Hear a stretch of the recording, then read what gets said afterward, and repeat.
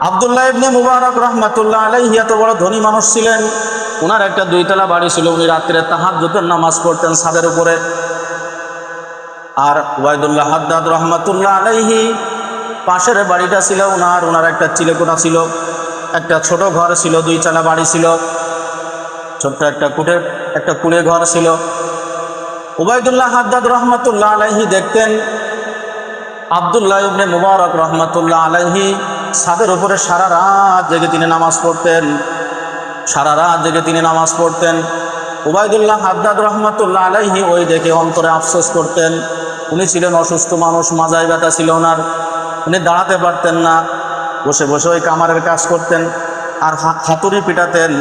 কিন্তু ওনার ভিতরে একটা স্বভাব ছিল, সেটা হলো এই হাতুড়ি পিটাতে পিটাতে যদি পিছনের দিকে হাতুড়ি আসতো, সাথে সাথে মুয়াজ্জিন সাহেবের আহ্বান আসতো, আল্লাহু আকবার, আল্লাহু আকবার।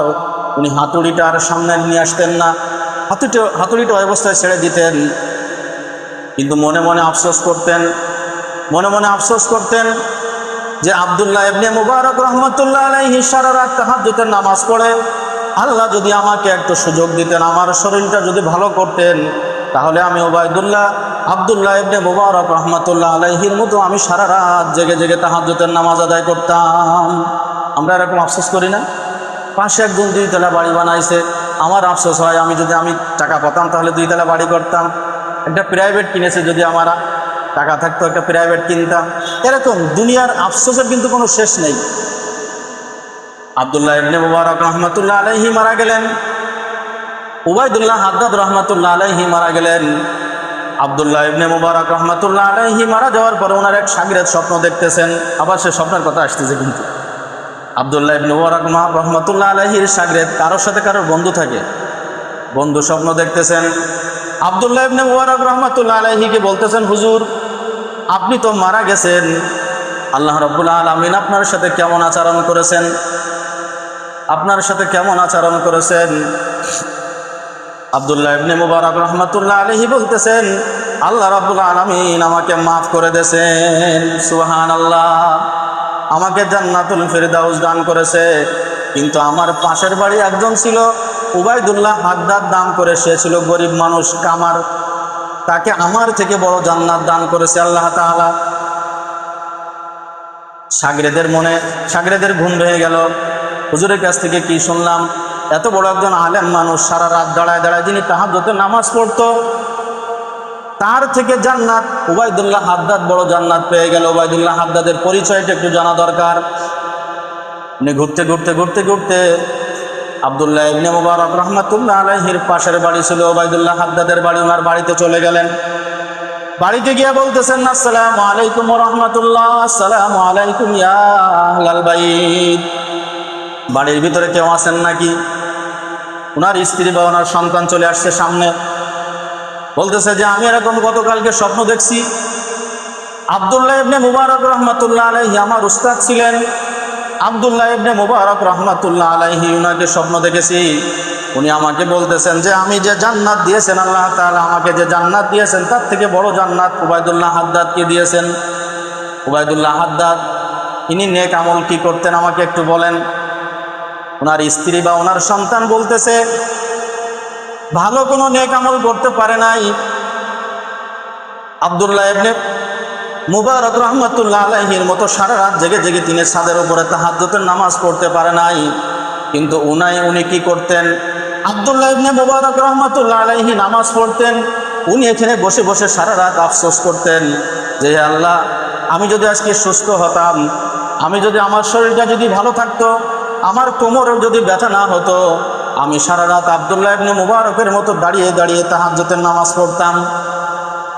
আর ওনার ভিতর আর একটা গুণ ছিল, সেটা হলো এই যে উনি যখন হাতুড়ি পিটাতে পিটাতে যখনই ওনার কানে মুয়াজ্জিন সাহেবের আওয়াজ আল্লাহু আকবার আল্লাহু আকবার যখন আসতো, তখন উনি হাতুড়িটা ফেলে দিতেন, সামনের দিকে নিয়ে আসতেন না। তাহলে বোঝা গেল কি, যে মানুষ নেক আমল করে যতটুকু নেকি পায়, তার থেকে কিন্তু আফসোস করে বেশি নেকি পায়, আফসোস করে বেশি নেকি পাই। আল্লাহ, আমি যদি ওর থেকে ভালো ইবাদত করতে পারতাম। ঠিক আছে না?